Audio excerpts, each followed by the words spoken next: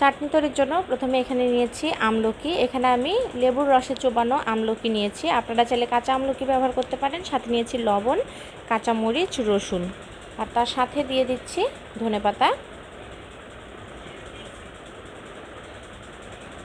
তো এখন এই সমস্ত উপকরণগুলোকে খুব ভালো করে বেটে নিতে হবে। আপনারা চাইলে গ্রাইন্ডিং জারেও এটাকে খুব ভালো করে বেটে নিতে পারেন।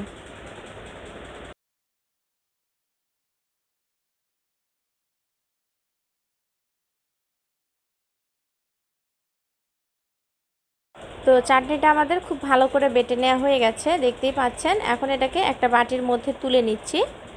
তো বাটির মধ্যে তুলে নিয়েছি। এখন এর মধ্যে দিয়ে দিচ্ছি 1 টেবিল চামচ সরিষার তেল। এখন এটাকে ভালো করে মেখে এটাকে আমরা ভাত দিয়ে খেয়ে নেব। তো বন্ধুরা, তৈরি হয়ে গেল ভাতের সাথে খাওয়ার জন্য মজাদার এই চাটনি। আপনারা অবশ্যই ট্রাই করবেন রেসিপিটা, আর ভালো লাগলে অবশ্যই চ্যানেলকে সাবস্ক্রাইব করবেন।